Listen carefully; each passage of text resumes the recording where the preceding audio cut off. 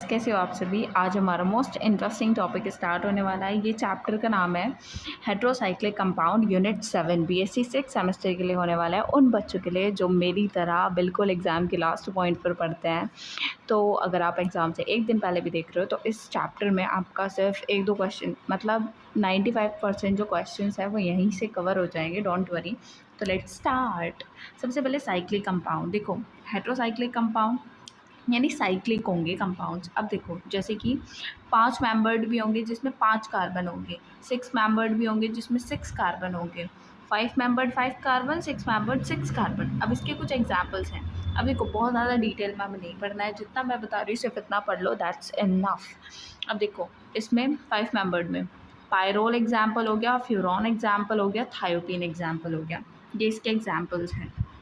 और ये भी याद रखना कि मोस्ट स्टेबल, सबसे ज़्यादा स्टेबल इसमें कौन है? थायोपीन। थायोपीन इज़ द मोस्ट स्टेबल, ठीक है।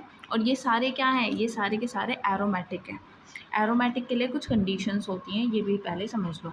सबसे पहले क्या होना चाहिए? सबसे पहली कंडीशन प्लानर, प्लानर होना चाहिए। दूसरी कंडीशन साइक्लिक होना चाहिए। हकल रूल याद है? साइक्लिक होना चाहिए। दूसरी कंडीशन साइक्लिक होना चाहिए। तीसरी कंडीशन है कि कॉन्जुगेट होना चाहिए। बस याद रख लो कि क्या क्या होना चाहिए। और चौथी कंडीशन हकल रूल, हकल रूल, ठीक है। ये 4 कंडीशंस होती हैं। 5 मेंबर्ड बता दिए, 6 मेंबर्ड होता है पाइरीन। अब देखो इनके स्ट्रक्चर समझो अच्छे से। पायरोल जो होता है उसमें NH होता है। NH यानी कि ये देखो ऐसे बना होता है, HC, ये वाली पूरी स्ट्रक्चर है किसकी? पायरोल की। इसका जो फॉर्मूला होता है C4H5N। कहाँ से आया? कार्बन गिनो, 1 2 3 4 5, सॉरी यहाँ नहीं है, 4 कार्बन है और 5 क्या है? इसमें हाइड्रोजन है और 1 नाइट्रोजन है, तो C4H5N। अब देखो इसमें एक चीज़ याद रखना कि जो लोन पेयर होता है, इसके जो पायरोल के लोन पेयर होते हैं वो इन्वॉल्व होते हैं एरोमेटिकसिटी में। जैसे ये एरोमेटिक कंपाउंड्स हैं तो एरोमेटिक बनाने के लिए इसके जो लोन पेयर हैं वो भी इन्वॉल्व होते हैं और इसमें 5 बॉन्डिंग ऑर्बिटल्स होते हैं। क्या होते हैं? 5 बॉन्डिंग ऑर्बिटल होते हैं। नेक्स्ट चलते हैं फ्यूरॉन। फ्यूरॉन की ये स्ट्रक्चर है, देखो स्ट्रक्चर बिल्कुल सिंपल है, बस इसमें H लगा हुआ है यहाँ पे। अदरवाइज फ्यूरॉन में, फ्यूरॉन को कैसे याद रखोगे? फ्यूरॉन याद रखो। ओ, इसमें क्या होता है? ओ। थायोपीन हम जानते हैं, थायो का मतलब S होता है, तो इसमें क्या लग जाएगा? सिर्फ S लग जाएगा। C4H4S, C4H4O। तो अब देखो बहुत अच्छे से इस चीज़ को भी याद रखना। पायरोल ऐसे ही सीक्वेंस में याद रखना, पायरोल, फ्यूरॉन, थायोपीन और उसके बाद प्राइडीन। प्राइडीन 6 मेंबर्ड है और ये 5 मेंबर्ड है, याद रहेगा। हाँ, और इसमें 5 ऑर्बिटल बॉन्डिंग्स भी होते हैं। इसके दोनों जो लोन पेयर होता है वो इन्वॉल्व होता है। फ्यूरॉन के सिर्फ एक होता है, थायोपीन का भी एक होता है और प्राइडीन का कोई भी इन्वॉल्व नहीं होता है। इस चीज़ को भी याद रखना ज़रूरी है। अब देखो इनका रिएक्टिविटी ऑर्डर देखो, सबसे ज़्यादा रिएक्टिव पायरोल होता है, उसके बाद फ्यूरॉन होता है, फिर थायोपीन और बेंजीन भी इसमें लगा लेना। बेंजीन भी एरोमेटिक होता है, याद रखना। उसके बाद अब देखो जौन सा सीक्वेंस मैंने अभी बताया था वही सीक्वेंस ऐसा का ऐसा ही आपको याद रखना है। Pyrrole, furan, thiophene, benzene and pyridine. अब देखो रीज़न क्या है? रीज़न है कि इलेक्ट्रोफिलिक सब्स्टिट्यूशन रिएक्शंस करनी है।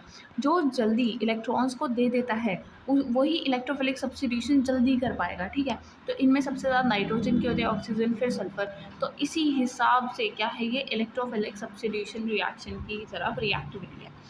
अब देखो पोजीशन ऑफ सब्स्टिट्यूशन, जैसे कि कोई कार्बन है और उस पर बहुत सारे हाइड्रोजन्स मतलब ये लगे हुए हैं हाइड्रोजन, कोई इलेक्ट्रोफिलिक आया तो क्या करेगा? वो कार्बन पर अटैक करेगा, किसी हाइड्रोजन से रिप्लेस हो जाएगा, मतलब हाइड्रोजन को हटाएगा और खुद आ जाएगा। जैसे 2 फ्रेंड्स थे, ठीक है, और उनमें से आपने एक को मुक्का मारा और आप उसकी जगह चले गए, ऐसे ही बिल्कुल सबकी पोजीशन याद रख लो।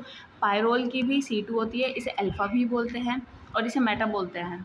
प्राइडीन में C3 को, प्राइडीन में ही अलग होती है, अदरवाइज सब में C2 होती है।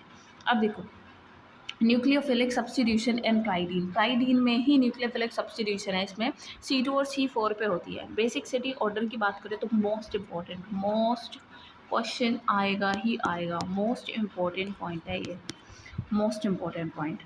सो देखो पाइपरडीन याद रखना पहले, फिर प्राइडीन, उसके बाद पायरोल। कैसे याद रखोगे? पाइपर पाई पाई, पाइपर पाई पाई, पायरीन और पायरोल।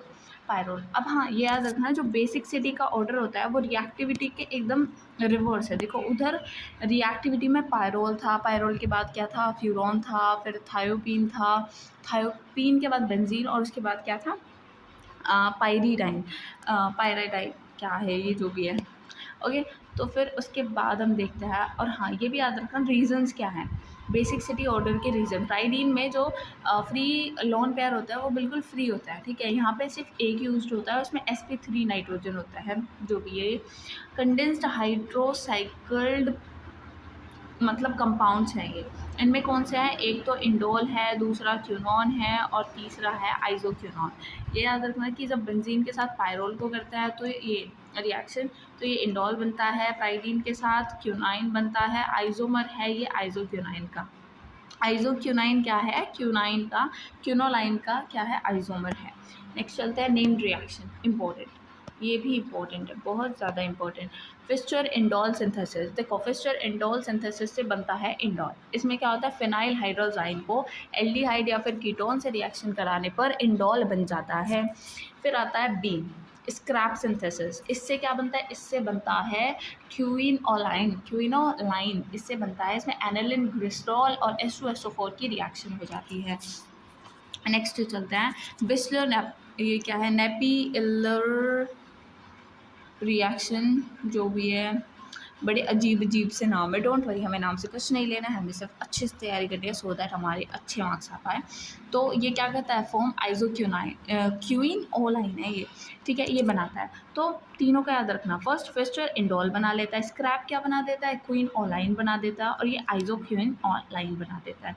याद रखना कि इसमें एनिलिन के साथ ग्लिसरॉल, मोस्ट इंपॉर्टेंट है तीनों रिएक्शन में, फिनाइल हाइड्रोजाइड का यूज़ किया जाता है, इसमें एनिलिन ग्लिसरॉल और ये बिस्टर। ये वाली रिएक्शन में क्या होता है कि साइक्लाइजेशन होता है 2 अमीनो बेंजल अमाइन का। अब electrophilic substitution on condense system, ये जो हमने अभी पढ़े हैं, इनके बाद हम पढ़ते हैं कि ए क्या है भाई, कहाँ पे सब्स्टिट्यूशन होता है।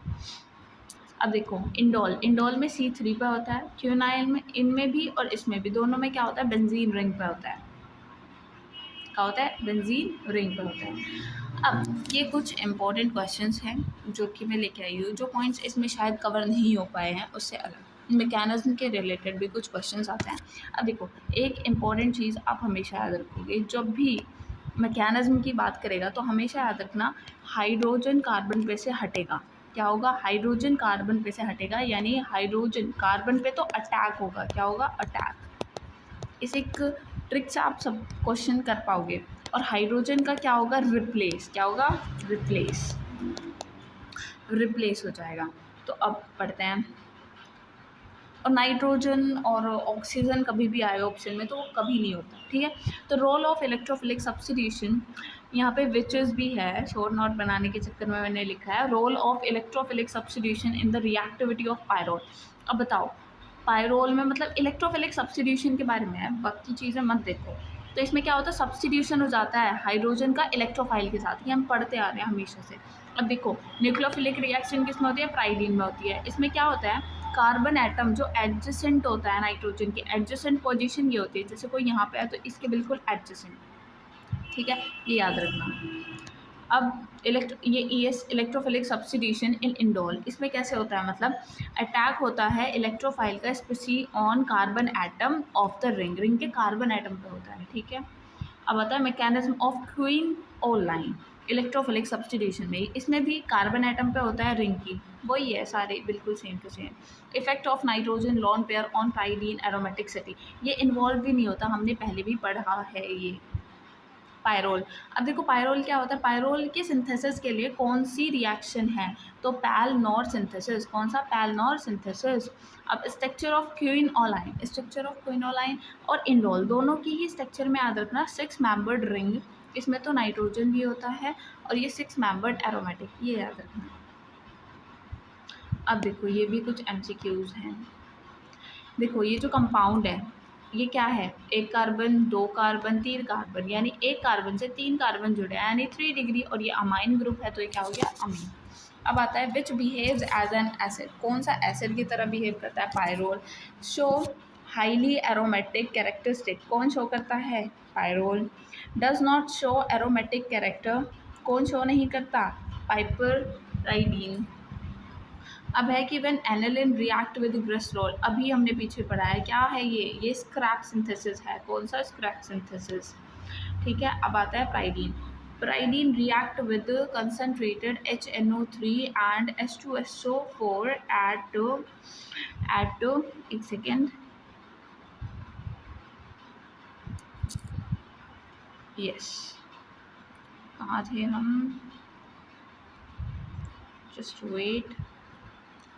अच्छा, इन सारे क्वेश्चंस को अच्छे से कर लेना है, मोस्ट इम्पोर्टेंट है, जो एग्ज़ाम में बार बार आते हैं। ठीक है, हाँ ये आ गया यहाँ पे हम, ये देखो, ये रहा। प्राइडीन जब रिएक्ट करती है HNO3 के साथ तो क्या बनती है? देखो, नाइट्रोप्राइडीन, तो ऐसे याद हो जाएगा क्योंकि ये नाइट्रो के साथ रिएक्ट करती है, और प्राइडीन है तो प्राइडीन आ जाएगा। बस इतना याद रखना, नाइट्रो में यहाँ है 3, तो 3 नाइट्रोप्राइडीन क्या बन जाएगा? 3 नाइट्रोप्राइडीन बन जाएगा। ओके, 3 नाइट्रोप्राइडीन बन जाएगा। आगे चलते हैं, next question. Allyl ether amine gives, allyl ether ethyl sorry amine gives with लिथोज, क्या बनाता है ये प्राइडीन बनाता है। क्या बनाता है? प्राइडीन बनाता है। जब allyl ethyl amine gives what?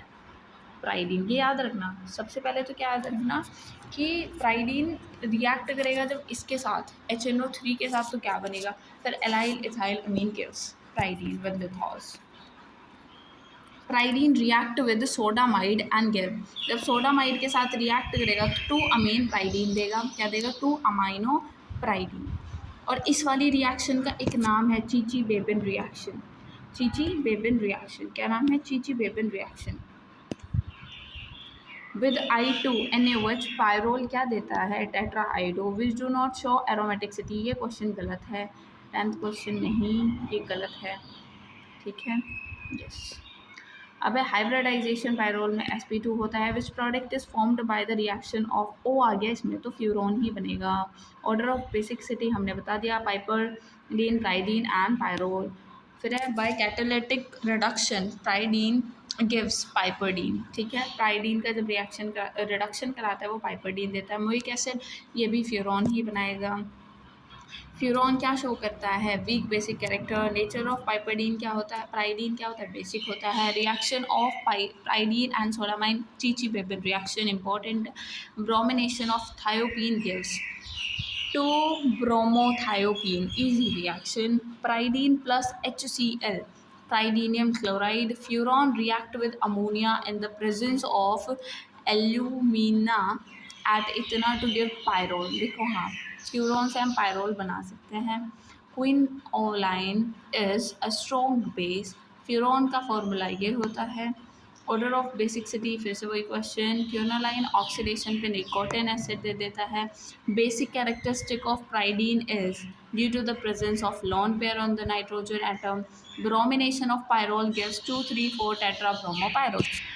Thank you so much for watching. I hope आप सभी को ये लेक्चर पसंद आया होगा। पसंद आया तो जल्दी से सब्सक्राइब कर लो, क्योंकि अगर एग्ज़ाम तुम्हारे हैं तो मैं तुम्हें कुछ ऐसी वीडियोस प्रोवाइड करूँगी जिनसे तुम पास हो सकते हो ईजीली, वो भी एग्ज़ाम से 2-4 दिन पहले।